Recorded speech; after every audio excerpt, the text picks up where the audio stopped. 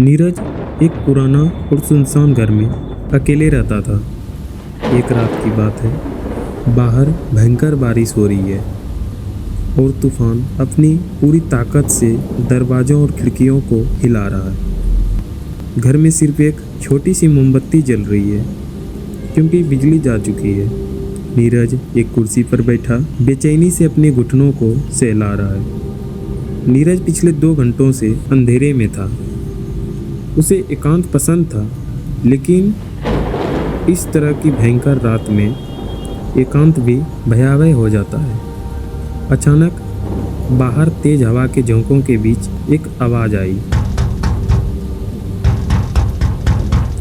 आवाज़ धीमी लेकिन साफ थी। नीरज हैरान रह गया। इस तूफान में कोई इतनी देर रात उसके दरवाजे पर कैसे आ सकता है? नीरज मन में, यह बस हवा होगी या कोई टहनी। वह अपनी जगह से नहीं हिला। उसने मोमबत्ती की लौ को देखा जो डर के मारे कांप रही थी।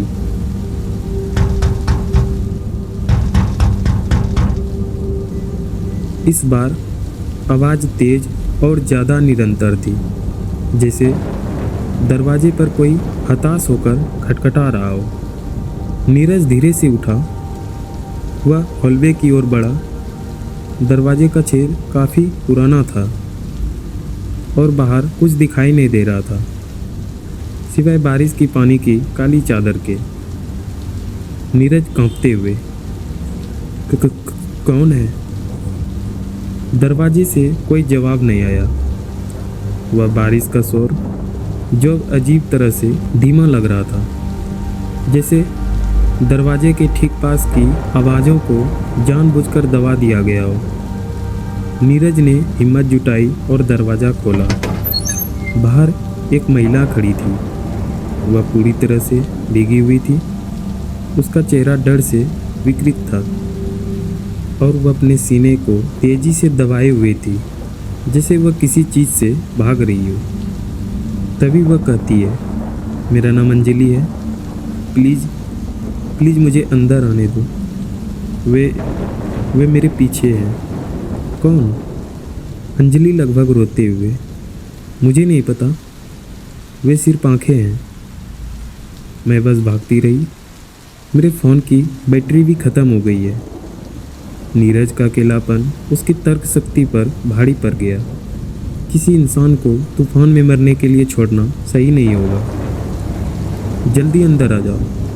अंजलि अंदर आई और जैसे ही दहलीज पार की, नीरज ने दरवाज़ा तेज़ी से बंद कर दिया और कुंडी लगा दी। अजीब बात यह थी, महिला अंदर आते ही फर्श पर पानी की एक बूंद भी नहीं गिरी, लेकिन नीरज ने ध्यान नहीं दिया। नीरज कहता है, बैठो, मैं मोमबत्ती और टॉर्च चलाता हूँ। वह टॉर्च लेने चला जाता है। इस बीच अंजलि मोमबत्ती के पास खड़ी हो जाती है।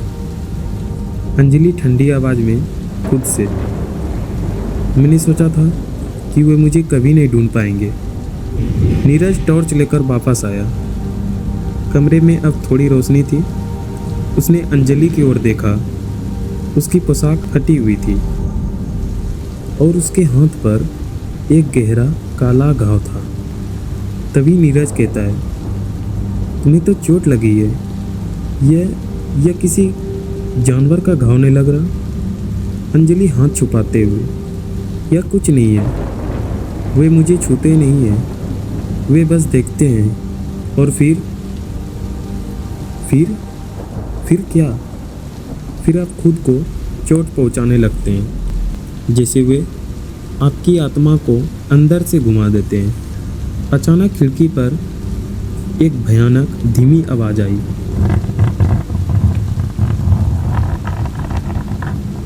ऐसा लगा जैसे किसी ने अपने नाखूनों से शीशे पर तेजी से खरोंच मारी हो। नीरज और अंजलि खिड़की की ओर देखते हैं।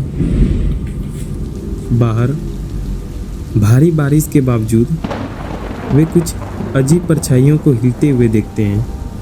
वे कोई इंसान नहीं लग रहे थे, बल्कि लंबी पतली आकृतियाँ थीं जो बिना पैरों के जमीन से ऊपर उठ रही थी।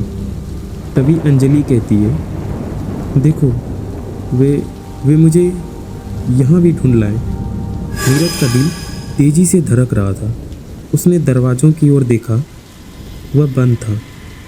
तभी नीरज को एक चीज़ पर ध्यान गया जिसने उसकी रूह कँपा दी। उसने अंजलि की ओर देखा और फिर खिड़की के बाहर झांका। नीरज कांपते हुए, बाहर बारिश नहीं हो रही है? अंजलि भ्रमित होकर, क्या बकवास कर रहे हो? तूफान अभी अभी आया था।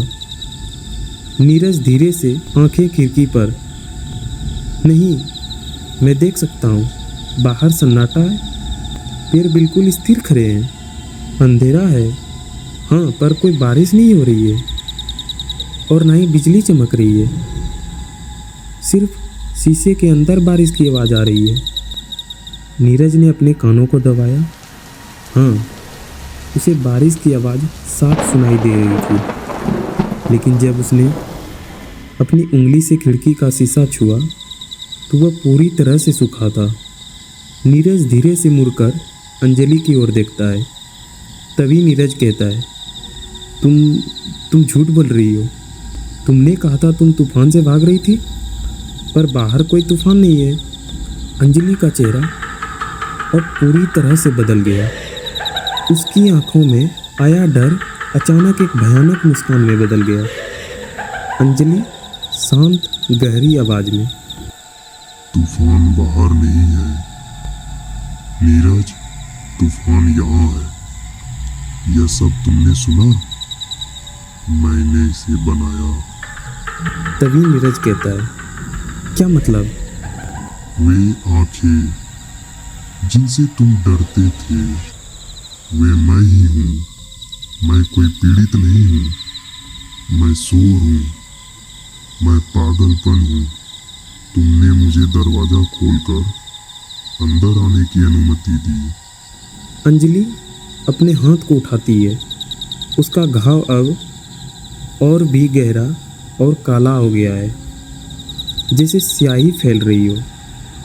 फिर अंजलि कहती है, मैंने 2 बार दस्तक दी थी, पर तुम डर गए थे।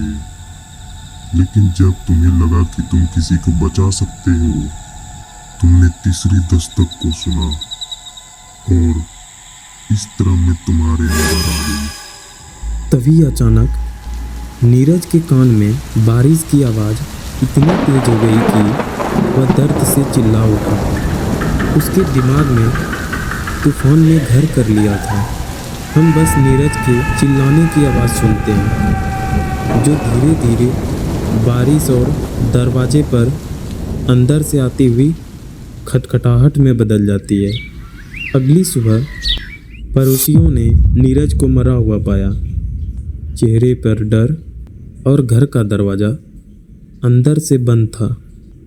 और कुछ दिन बाद उस घर के पास से गुजरने वाले लोग कहते हैं, बारिश होती है जबकि आसमान साफ होता है।